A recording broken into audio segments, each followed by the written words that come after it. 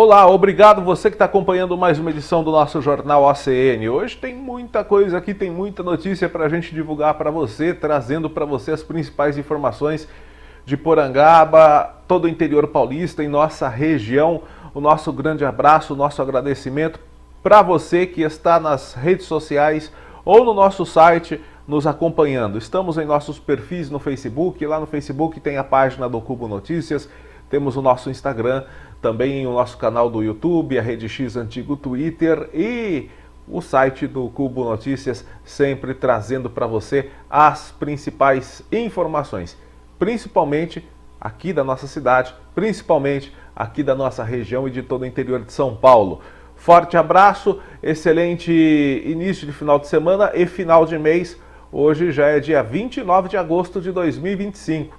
Vamos acelerar aqui, vamos com a previsão do tempo, porque hoje tem muita notícia para você no Jornal ACN.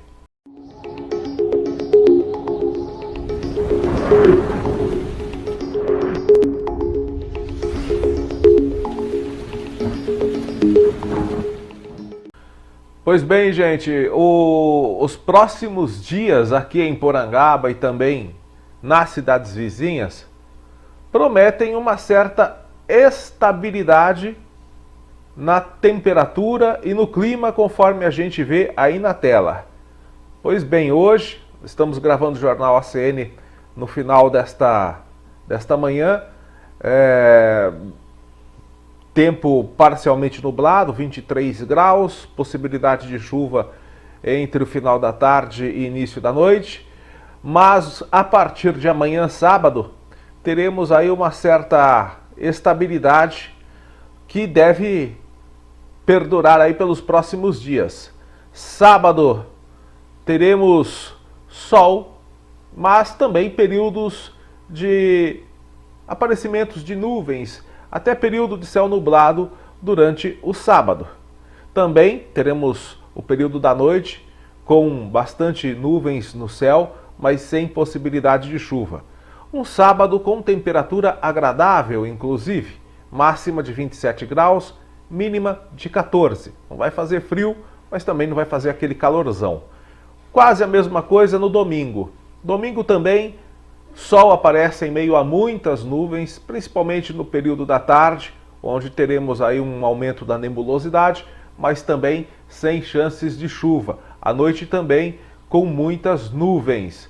Domingo, dia 31 de agosto, com máxima de 28 graus, mínima de 13. O mês de setembro começa também com sol e aumento de nebulosidade no período da tarde, mas sem chances de chuva. Alguns períodos de céu nublado, mas muito breve, né? Teremos aí um percorrer do dia aí, intercalando aí a maioria do tempo com o sol brilhando nos céus nesta segunda-feira. À noite também teremos céu aí com muitas nuvens, mas também sem possibilidade de chuva, com máxima de 28 graus, mínima de 14. Terça-feira, dia 2, mesma coisa, céu com muitas nuvens, mas predomínio do sol. À noite também teremos uma noite com muitas nuvens, mas também sem possibilidade de chuva. Na terça-feira, a máxima de 28, a mínima de 13. Na quarta-feira, a nebulosidade se afasta. Teremos uma quarta-feira de céu limpinho e sol brilhando o dia todo. Noite também de céu aberto. Quarta-feira a temperatura até sobe um pouquinho mais, mas nem tanto. Máxima de 29, mínima de 13. Mesma coisa que quinta-feira, dia 4 de setembro, onde teremos também céu aberto, sem nuvens no período da manhã e também à noite. Também a mesma temperatura de quarta, né? Na quinta-feira teremos máxima de 29, mínima de 13, sem chances de chuva. Ok? Então essa é a previsão do tempo para os próximos dias aqui na cidade de Porangaba e região. A gente vê aí um padrão, né, de temperatura e de clima para os próximos dias. O sol predomina, né? Teremos um pouco de nebulosidade até terça-feira, mas de quarta em diante, né, essa nebulosidade se afasta. Mas chuva mesmo não tem possibilidade por enquanto. Só previsão para essa tarde ou final de noite, ou início de noite, né?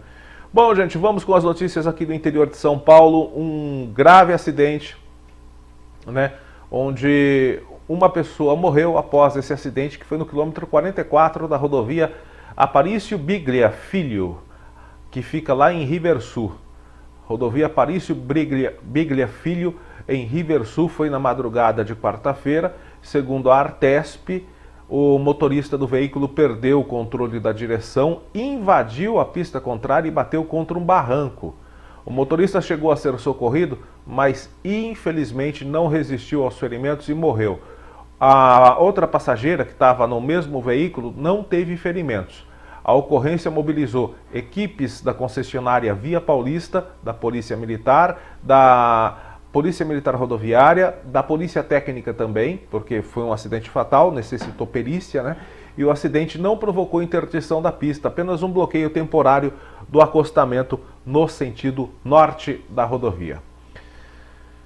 E falando em rodovia, ontem a Castelo Branco registrou uma paralisação de tráfego que gerou um congestionamento muito grande.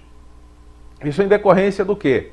Em decorrência desse acidente aí, ó, um caminhão que estava carregado com 6 toneladas e 700 quilos de nitrato de amônia, uma substância extremamente tóxica e inflamável, e essas 6,7 toneladas de nitrato de amônia explodiu, fechou todas as faixas da Castelo Branco em Araçariguama ontem à tarde. Graças a Deus não teve feridos. Inicialmente os bombeiros de Sorocaba, né, informaram que o material carregado pelo caminhão era nitrito. No entanto, os bombeiros de São Paulo afirmaram que na verdade o material se tratava de nitrato de amônia. Conforme a agência de transportes, a Artesp, o acidente ocorreu no quilômetro 43 da pista sentido interior. O veículo explodiu após entrar em pane elétrica. Ainda de acordo com a Artesp, a Polícia Rodoviária e os bombeiros foram ao local. O caminhão foi completamente consumido pelas chamas. A Ecovias, concessionária que administra a rodovia, o trecho ali da rodovia, informou que foram registrados 7 quilômetros de congestionamento na pista sentido interior, que foi liberada por volta das 16h43 e 4 quilômetros na via sentido capital. Não há informações sobre feridos e nem o que provocou a explosão, mas, segundo informações preliminares, teria sido um problema elétrico no caminhão. O nitrato de amônia não é encontrado na natureza na forma sólida. Ele é produzido industrialmente e feito com a reação entre a amônia e o ácido nítrico. O objetivo principal dessa reação é fabricar o nitrato de amônio para usar em fertilizantes. Em nota, a Enaex Brasil, proprietária do caminhão, informou que o veículo estava com o tanque de produto químico não explosivo vazio e que o incêndio teve início na cabine por motivos ainda desconhecidos. O incidente foi rapidamente controlado pela equipe técnica da companhia, em parceria com o Corpo de Bombeiros do Estado de São Paulo, não havendo risco remanescente na localidade. De imediato, medidas de contingência foram executadas conforme prevêem os documentos técnicos de segurança para esse tipo de equipamentos, conforme a NBR 14.725, diz o comunicado. Então, há conflito de informação aí. A empresa Enaex Brasil, dona do caminhão, disse que o caminhão-tanque não tinha, né, o produto químico, né, que o caminhão estava vazio. Por outro lado, as autoridades, o Corpo de Bombeiros, informam que estava carregado com 6,7 toneladas de nitrato de amônio. Então, há conflito de informação aí. Bom, gente, falando em acidente, outro acidente, aliás, a gente noticia várias vezes acidentes bem parecidos. Mais um caso de um motociclista que atingiu um caminhão, né? Esse acidente foi registrado na quinta-feira, por volta das 20h40, portanto foi ontem, por volta das 8h40 da noite, na Entrevias, município Marília, rodovia 294, sentido leste. Segundo as informações que foram passadas pela Artesp, a motocicleta estava transitando sentido leste quando atingiu, por motivos a serem esclarecidos, a traseira do caminhão na altura do quilômetro 454. Isso imobilizou a faixa de rolamento 1 e o caminhão foi parar ali no acostamento. Após o acidente, o motociclista até chegou a ser socorrido, foi levado pelo resgate, mas infelizmente não resistiu. O óbito do motociclista foi constatado às 21h50. Já o motorista do caminhão saiu ileso do acidente. A identidade das vítimas não foi divulgada. Mais um caso aí de motocicleta atingindo a traseira de um caminhão nas rodovias paulistas. Agora, olha essa, gente. Você vai ver uma imagem agora que você vai pensar que é de uma joalheria. Só que não. Olha aí, ó. Parece uma joalheria, né? Olha quantas joias. Tem até uma bolsa de joias ali, né? Um monstruário de joias. Lindo, né? Só que isso aí é tudo produto de furto. E uma mulher de 46 anos foi detida anteontem, quarta-feira, porque ela é a suspeita de furtar joias e semijoias de casas em que ela trabalhava como diarista em Piracicaba. Entre os imóveis está a residência de uma vereadora do município, é o que informou a Polícia Judiciária. De acordo com as investigações da polícia, 3 famílias relataram ter sido vítimas. Os objetos furtados incluíam anéis de ouro, com brilhantes inclusive, alianças, brincos, cordões, braceletes, enfim, você está vendo aí a quantidade de joias e semijoias que foi encontrada na casa dessa meliante. A polícia afirmou que os patrões acreditavam inicialmente ter perdido os itens, mas começaram a desconfiar quando os desaparecimentos coincidiam com os dias em que a diarista prestava os serviços. A suspeita alegava às vítimas que os pertences deveriam estar em algum lugar da casa e que se oferecia para retornar e ajudar nas buscas. Sempre muito solícita, né? Cara de pau, pilantra, sem vergonha. Né? Vamos ver quanto tempo vai ficar na cadeia. Não acredito que vai ficar muito tempo não, né? Só que ela não aparecia e em seguida bloqueava os contratantes nos aplicativos de mensagens. Em um dos casos, ela chegou a inventar a morte da própria mãe para justificar a falta. A falta no serviço, né? Para não comparecer. Durante o cumprimento do mandado de busca e apreensão, que foi realizado quarta-feira agora, os investigadores encontraram porta-joias com diversos itens, parte já reconhecida pelas famílias. Na delegacia, ela admitiu para os policiais que furtou anéis e alianças de casamento e que vendeu os itens pela internet e para ourives de Piracicaba. Então tem mais coisa que ela roubou, que ela furtou na realidade e que já tinha vendido. Após prestar depoimento, eu não falei que não ia ficar presa? Após prestar depoimento, essa larápia sem vergonha foi liberada.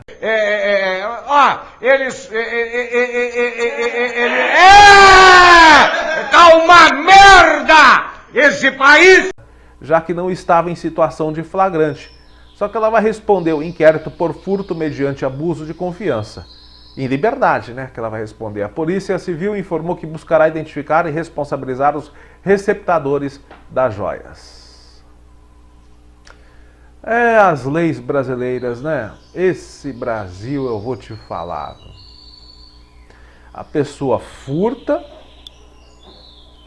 dentro da casa dos patrões, que já estão dando serviço para ela, furta essa quantidade absurda de joias e semijoias, e tem mais, porque inclusive ela já vendeu. Essas aí que você viu agora há pouco são as que foram encontradas, fora o que ela já vendeu.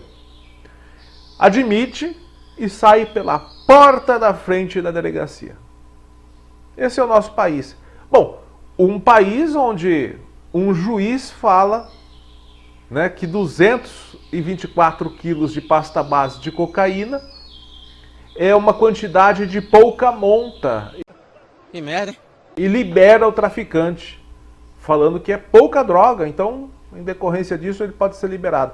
Inclusive saiu, né, essa semana que o juiz, a gente falou no caso da semana passada, né, inclusive o juiz na sexta-feira esteve aqui em Porangaba. Ei, creio Deus, pai. É cada coisa que aparece por aqui. O juiz, esse mesmo juiz que esteve aqui em Porangaba na sexta-feira, que foi o que deu a sentença lá falando que 224 quilos de pasta base era pouco. Ele retificou a decisão. Ele falou que não, ele colocou a decisão ali errada porque ele copiou e colou outro texto. Aí ele foi lá e arrumou a decisão dizendo que não, é uma grande quantidade de drogas. Mas ele não voltou atrás para pedir a prisão do elemento que estava com essa quantidade absurda de pasta base de cocaína. Eu falei que essa quantidade de drogas aí superava R$1,5 milhão. Na realidade, a polícia divulgou o valor dessa droga, fica em R$7,5 milhões. R$7,5 milhões de pasta base de cocaína.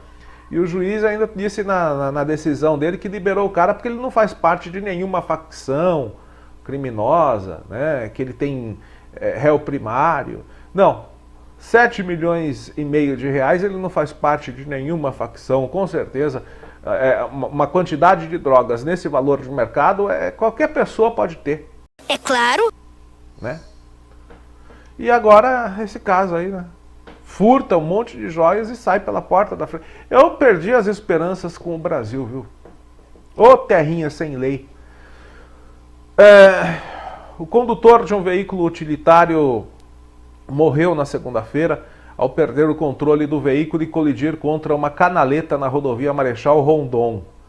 Segundo as informações da Artesp, o acidente aconteceu por volta das 8h30 da manhã no trecho de Bauru, envolvendo um veículo Fiat Fiorino que trafegava sentido interior capital. No quilômetro 350, o condutor perdeu o controle da direção do utilitário e bateu na defensa metálica do acostamento. O carro retornou à pista, invadiu o canteiro central e parou somente quando houve colisão contra uma canaleta de concreto. Então é sinal que o veículo também estava em alta velocidade, né? O condutor chegou a ser resgatado pela concessionária do trecho, mas teve a morte confirmada às 10h30 da manhã. A identidade da vítima também não foi divulgada. Num país sem leis, um país sem leis, como a gente já comentou agora há pouco aqui, você encontra em algumas localidades ainda vendas de armas em alguns estabelecimentos comerciais, né? Ah, mas é um estabelecimento que vende armas, né? Mas espera lá, né? Olha o tipo de arma vendido no estabelecimento comercial aí.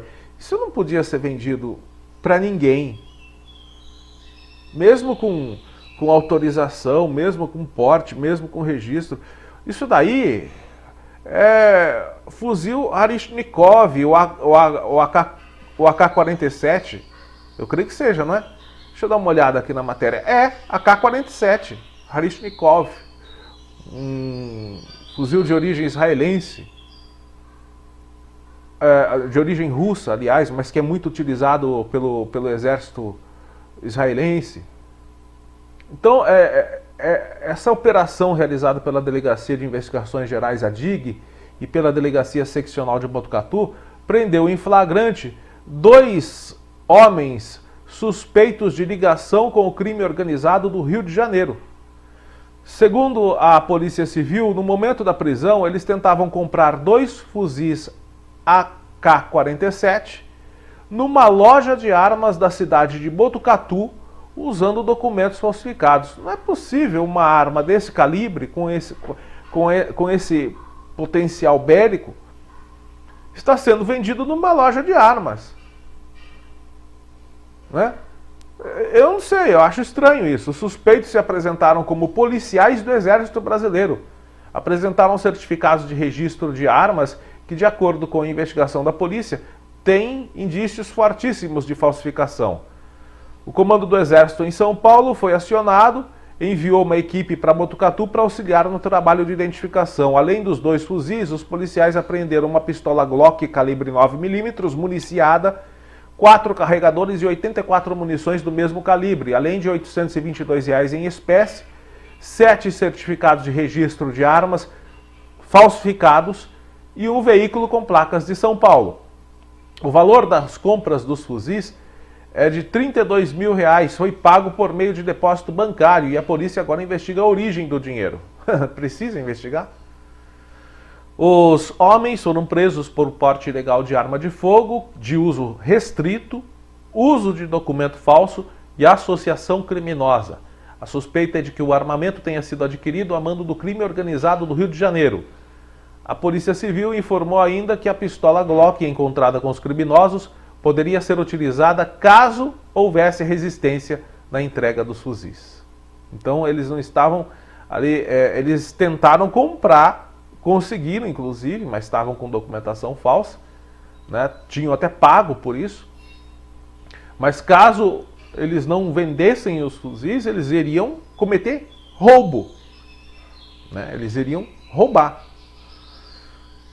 Gente, agora o que não me entra na cabeça é um fuzil AK-47 está sendo vendido numa loja de armas. Não me entra na cabeça um negócio desse. Bom, vamos com as notícias aqui de Porangaba. Só para a gente, né, informar, porque anteontem e ontem de manhã isso tomou uma proporção muito grande nas redes sociais, na internet. Então, para a gente informar as pessoas, para que elas fiquem por dentro da atualização do caso, né, foi feito o boletim de ocorrência, né, informando o desaparecimento de Nicolas Monteiro Rodrigues, de 12 anos, e Vitória Aparecida Domingues de Lima, de 16 anos.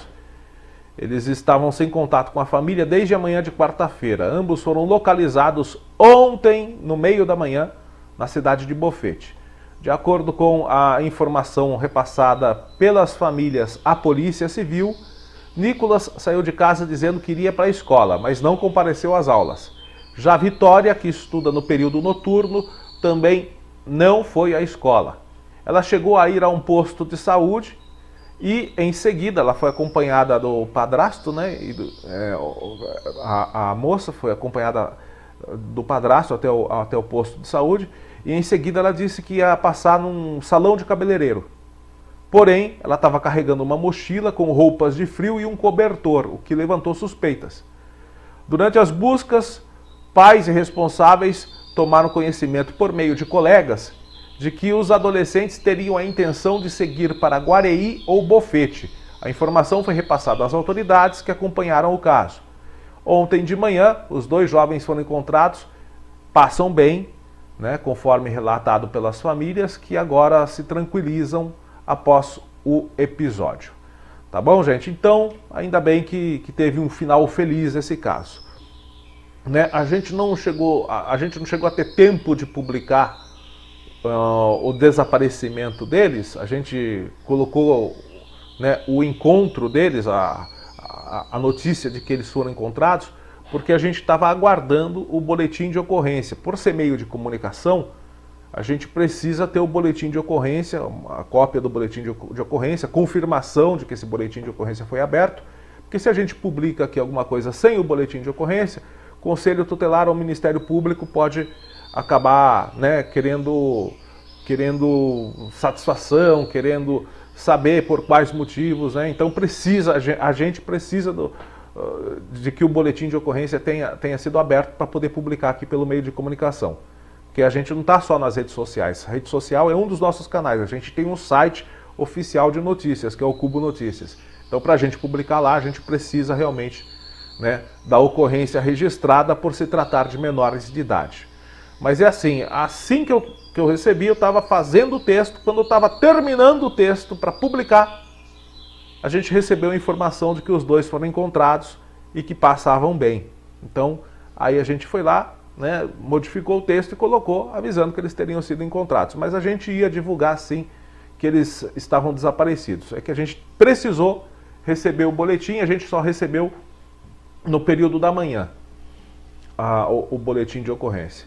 Mas é assim, gente, eu já vou deixar avisado o seguinte: a partir de agora, nós só vamos publicar aqui casos de desaparecimento involuntário. Tá, gente? já vou avisar aqui, fique bem claro. Só casos de desaparecimento involuntário. Pessoas que podem ter sido vítimas de algum crime, rapto, sequestro. Pessoas que têm algum problema neurológico, psicológico ou façam uso de medicamento controlado. Crianças pequenas, idosos, pessoas que desaparecem assim involuntariamente. Casos como esse de adolescentes que fogem de casa para se encontrar com o namorado, com a namorada, nem adianta mais mandar para a gente que a gente não vai mais estar divulgando. Por quê? Porque isso daí é o que a gente chama no meio da comunicação de comportamento de manada. Semana passada teve um caso de uma adolescente de 15 anos que fugiu de casa lá em Tatuí, mobilizou todas as redes sociais, chegou a ser divulgado até pela TV Tem. Saiu de casa, né? Todo mundo achava que ela estava com o namorado. Não, ela tinha um namorado lá em Tatuí. Ela não estava na casa do namorado, ela estava na casa de outro rapaz lá na Grande São Paulo, em Carapicuíba, se eu não me engano. Passou o final de semana lá, depois encontraram. Aí descobriram que ela tinha fugido para encontrar o ficante lá em Carapicuíba. Agora, esse caso aqui. Então, isso é um comportamento de manada. É igual o caso das pessoas que tiram a própria vida. Quando você publica um caso de uma pessoa que tira a própria vida, o que as pessoas que estão pensando em fazer isso, elas querem? Elas querem chamar a atenção. É o último ato de desespero, chamar a atenção, atrair a atenção das pessoas. Então, quando você dá publicidade a isso, você acaba incentivando a pessoa porque ela vai ter aquilo que ela quer. Só que com uma diferença. A pessoa que tira a própria vida, ela faz isso num ato de desespero. Agora, esses adolescentes que fogem de casa para encontrar namoradinho, nada mais, eles querem a atenção e eles querem realmente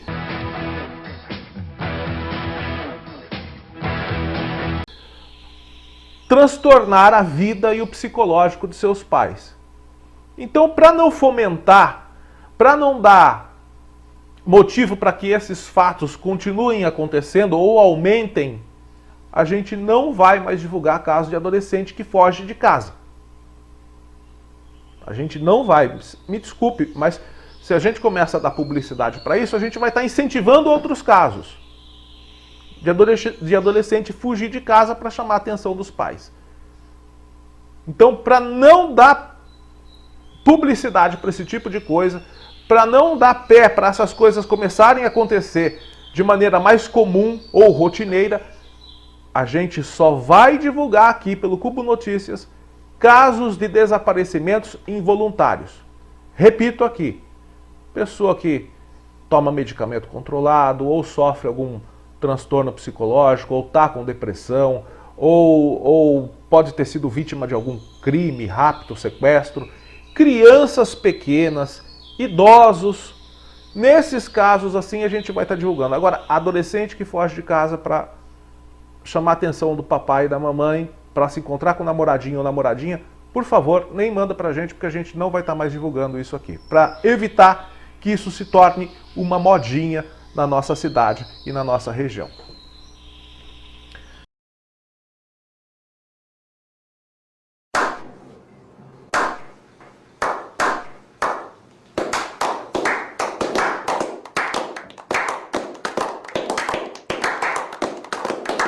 Bom, vamos com uma boa notícia aqui. Aqui em Porangaba, você que está pensando em se tornar empreendedor, você que está pensando em abrir o seu próprio negócio, né? A gente já está quase entrando em setembro.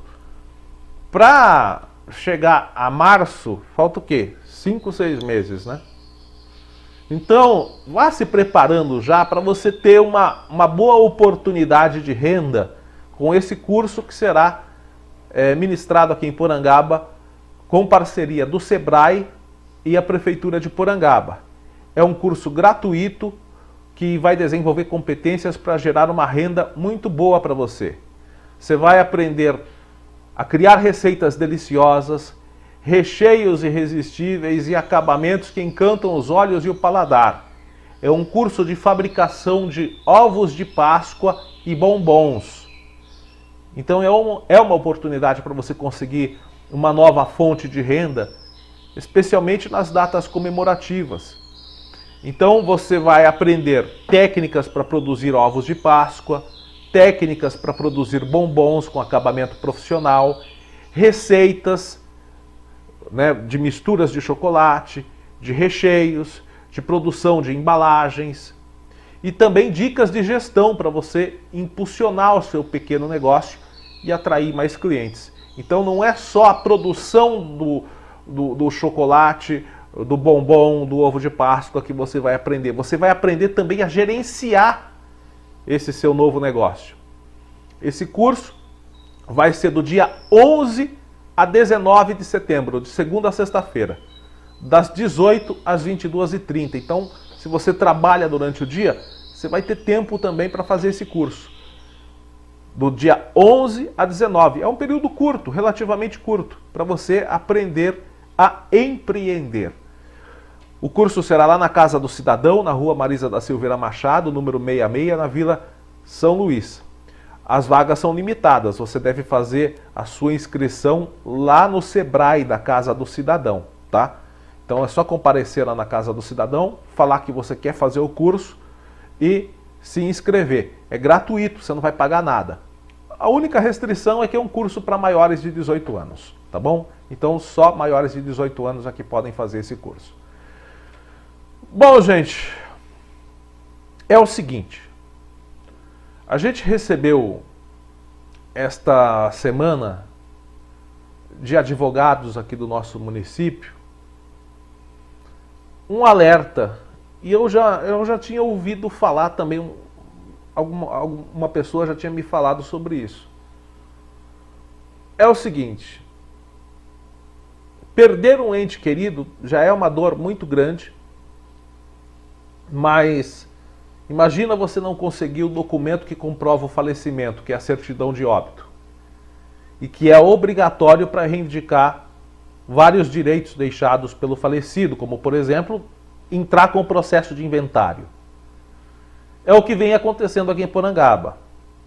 E só na nossa cidade, porque nas demais cidades da região a gente esteve verificando realmente é diferente. O que ocorreu é que a maioria das funerárias, se não todas, oferece esse serviço, que é uma comunidade de providenciar para a família do falecido a certidão de óbito junto ao cartório competente. Então assim os familiares não se preocupam com esse trâmite e ficam aguardando que sejam providenciados pela sua funerária. É assim que acontece em extrema maioria, se não todas as cidades da região. Bom, quem pode requerer a certidão de óbito? Em primeiro, o chefe da família, a respeito de sua mulher, filhos, hóspedes, agregados, enfim. Em segundo, a viúva, a respeito de seu marido e de cada uma das pessoas indicadas no número antecedente. O filho pode requerer a respeito do pai, né, da mãe, o irmão a respeito dos irmãos e demais pessoas da casa, o parente mais próximo, maior e presente. O administrador, ele também pode requerer a certidão de óbito, sendo ele diretor ou gerente de qualquer estabelecimento público ou particular, a respeito dos que nele faleceram, salvo se estiver presente algum parente grau acima indicado. Na falta de pessoas competentes, nos termos dos números anteriores, o que tiver assistido aos últimos momentos do finado também pode requerer a certidão de óbito. No caso, o médico, o sacerdote ou o vizinho do falecimento, caso ele tiver a notícia do falecimento. A autoridade policial também pode requerer a respeito de pessoas encontradas mortas. E diz a lei também que a declaração poderá ser feita por meio de preposto autorizando o declarante em escrito, ou seja, ali com uma autorização de que constem os elementos necessários ao assento de óbito. Diz o artigo 80 sobre assento de óbito, deverá conter a hora, se possível, dia, mês, ano do falecimento, o lugar do falecimento, com indicação precisa, prenome, nome, sexo, idade, cor, estado, profissão, naturalidade, domicílio e residência do morto. Se era casado, o nome do cônjuge sobrevivente, né? No caso o viúvo, mesmo quando desquitado, se viúvo ou cônjuge pré-defunto, e o cartório de casamento em ambos os casos. Também deve constar os nomes, prenomes, profissão, naturalidade, enfim, né? Lugar do sepultamento, se deixou bens, herdeiros, se era eleitor, se a morte foi natural ou violenta ou suspeita. Então, pelo menos uma das informações a seguir arroladas, que é o número de inscrição do PIS/PASEP, número de inscrição do INSS, se era contribuinte individual, número de benefício, benefício pago pelo INSS, número do CPF, enfim, todos esses dados devem ser apresentados ao cartório requerendo a certidão de óbito. Só que o que acontece? Todo nascimento que ocorrer no território nacional deverá ser dado a registro no lugar em que tiver ocorrido o parto ou lugar de residência dos pais, dentro do prazo de 15 dias, que será implantado em até 3 meses para lugares distantes, mais de 30 quilômetros da sede do cartório. Esse artigo 50 também vale para casos de pessoas que morrem. O prazo é 15 dias para requerer o registro. Na impossibilidade de ser feito o registro dentro de 24 horas do falecimento, pela distância ou qualquer outro motivo relevante, o assento será lavrado depois, com a maior urgência e dentro dos prazos fixados no artigo 50, que foi esse que a gente passou acima. Ou seja, para resumir e para deixar menos burocrática essa informação, né, as autoridades, no caso, a autoridade policial pode requerer ou apresentar o atestado de óbito, pode requerer o atestado de óbito. As funerárias, que são serviços, né, como podemos dizer assim, inscritos, né, regulamentados para fazer esse tipo de serviço, também podem requerer a certidão de óbito, né? Então, o que está acontecendo? Muitos familiares, eles esperam que a funerária possa emitir a certidão de óbito, né? Mas, segundo consta, o cartório de Porangaba é um dos pouquíssimos, ou se não o único da região, que não libera a certidão de óbito para as funerárias. Então, isso gera um problema para a família, porque há muitos familiares, eles têm o prazo de 15 dias para gerar a certidão de óbito, para poder dar entrada no inventário. Então tem muita gente que perde esse prazo, e o que acontece? A lei diz que o prazo é esse, 15 dias. Se eles não têm a certidão de óbito para dar entrada na documentação, é necessário pedir um alvará no fórum de Porangaba para que a certidão de óbito seja fornecida após esse prazo. Só que há casos aqui em Porangaba que a gente recebeu de pessoas que estão aguardando desde 2019, ou seja, vai para 6 anos aí, a liberação desse alvará para poder ter a certidão de óbito em mãos e para poder dar entrada no processo de inventário. Então, o que a gente quer solicitar? Em primeiro lugar, eu sempre, todas as vezes que eu necessitei do serviço do cartório aqui de Porangaba, fui muito bem assistencializado. Então eu peço com todo carinho, com todo respeito ao cartório, a possibilidade de estudar e de implementar um meio mais fácil e menos burocrático, mas lógico, seguindo as leis, de fazer a liberação do atestado de óbito para os familiares por meio da funerária, por exemplo, né? Porque muitas vezes o familiar ali está tão abalado que ele acaba perdendo o prazo. Então, um jeito mais fácil, mais prático de fazer a liberação desse atestado de óbito. Também pedir para o Fórum de Porangaba para que dê andamento a esses pedidos de alvará que estão parados, que essas pessoas estão necessitando iniciar os seus processos de inventário, dar andamento no processo de inventário. Então é isso que a gente quer alertar você. Enquanto a coisa não modifica, a gente não sabe se vai modificar. Se você porventura chegar a perder um ente querido, você pessoalmente, estando nessa lista aí de pessoas que podem emitir a certidão de óbito, não perca o prazo de 15 dias. Em 15 dias, em menos de 15 dias, né, esteja com a certidão de óbito, procure o cartório para você estar com a certidão de óbito em mãos, para você poder dar andamento dentro do prazo do processo de inventário, porque caso contrário, né, você vai ter uma dificuldade tremenda, vai ter que pedir um alvará para emissão do seu atestado de óbito, né, do atestado de óbito do seu ente querido, para poder dar andamento no processo de inventário.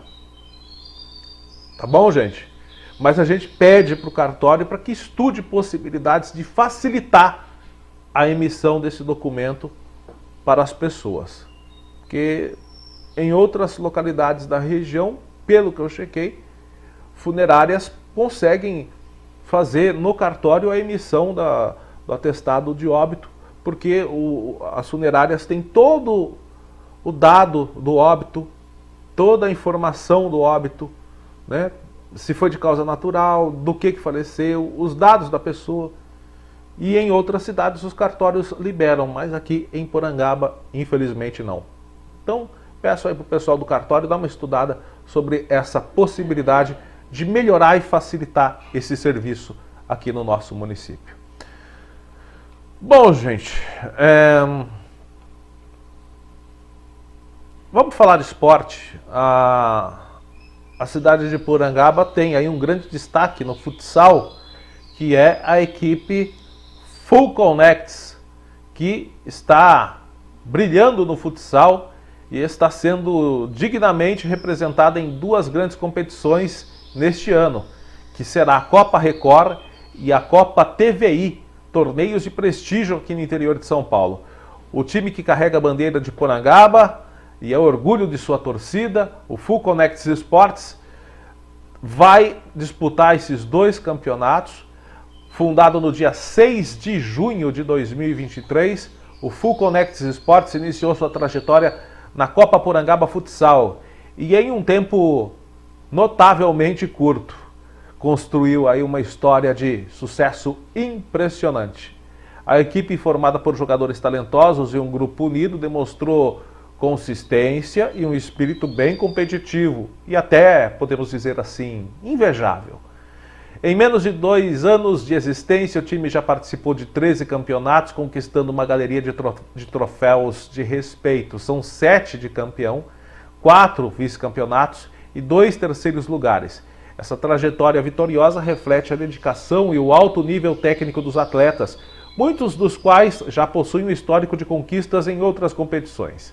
Atualmente, o Full Connects Sports divide suas atenções entre a disputa do Campeonato de Futsal de Porangaba 2025, que a gente vai falar daqui a pouco, né? E a Copa Record 2025, e agora também a Copa TVI. No dia 2 de setembro, o Full Connects estreia na Copa TVI, e no dia 3 de setembro joga em casa, aqui em Porangaba, contra o Magnus Sorocaba pela Copa Record. O objetivo é claro, levar mais títulos ou trazer mais títulos para Porangaba e conquistar aí a tradição vitoriosa, né, que vai marcar Porangaba como sendo aí um ponto de referência no futsal paulista. Então a equipe segue firme com foco total em cada partida, sabendo que carrega consigo não apenas o nome, mas também o sonho de toda uma comunidade que apoia cada lance. Então, com essa base sólida e um histórico de muitas vitórias, o Full Connects Esportes entra em quadra com confiança de quem sabe que pode enfrentar qualquer adversário. Mais do que um time, eles representam também a resiliência e a paixão de uma cidade inteira pelo futsal. E, antes disso, né, o Full Connects, porque a gente falou dos jogos que vão disputar no dia 2 e no dia 3, na Copa TVI e na Copa Record, respectivamente. Mas antes disso, hoje à noite, coloca aí, ó, tem a final do torneio de futsal de Porangaba. É hoje a grande final e o Full Connects está lá. O Full Connects vai disputar o título com a equipe Upermesh. Então, será um clássico, porque as duas equipes se conhecem bastante. É um clássico do futsal regional. Full Connects Esportes versus Upermesh. Hoje à noite, lá no estádio Silvio Roberto Martins, o estádio municipal Robertinho.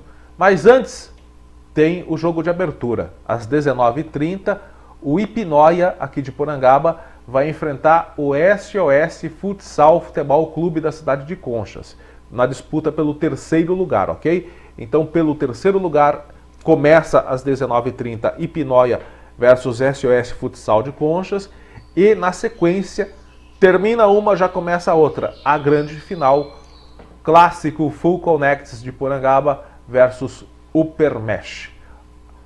Hoje à noite, no Estádio Municipal Robertinho. Aliás, no Estádio Municipal não, no Ginásio Municipal Robertinho.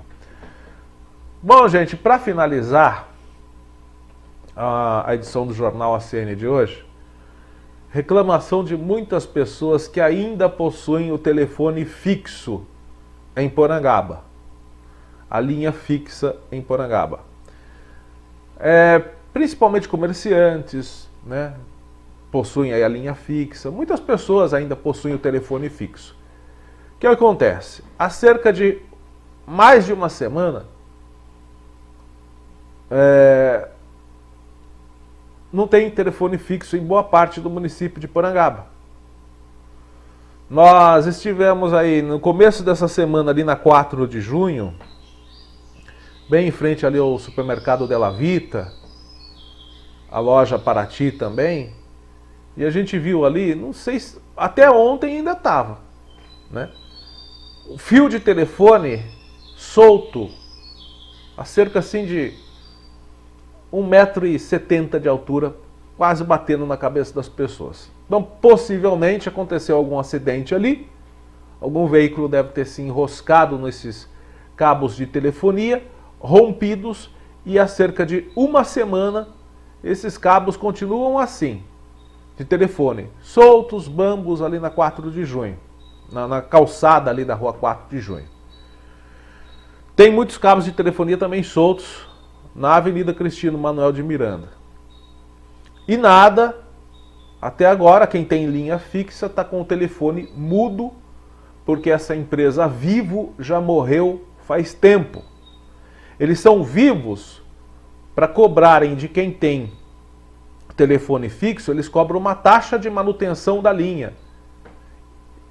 Custa cerca de R$250. Você telefonando ou não para alguém, se você não tirar o telefone do gancho para ligar para ninguém, você vai pagar R$250, porque é uma taxa de serviço e manutenção deles. Só que a taxa você paga, mas o serviço de manutenção eles não fazem. Fiação dos postes, como essas que a gente está mostrando aí, uma bagunça.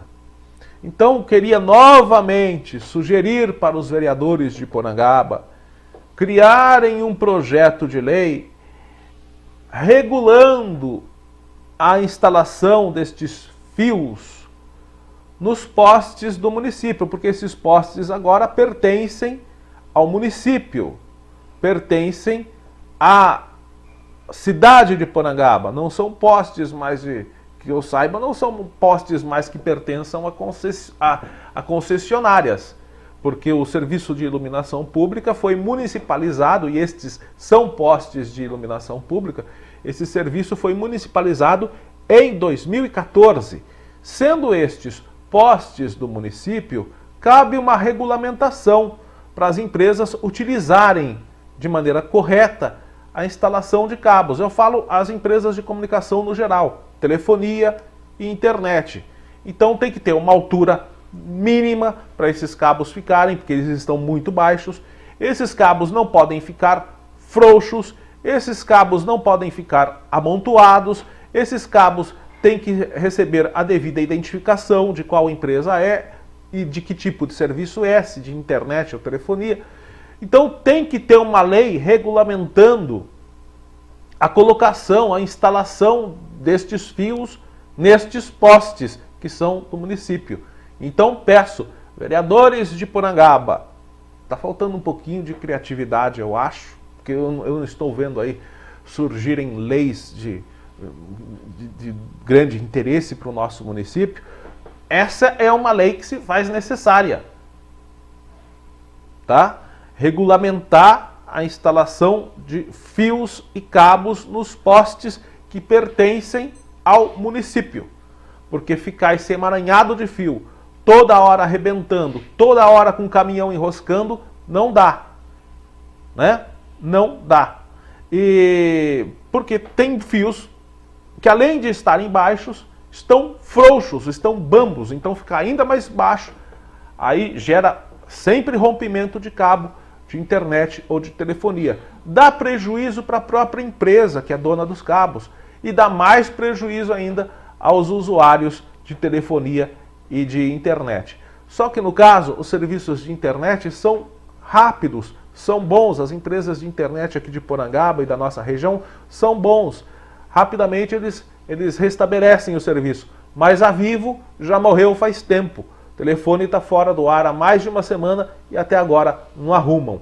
Pode enterrar essa Vivo que está morta já faz tempo. Só é viva para cobrar a taxa de serviço.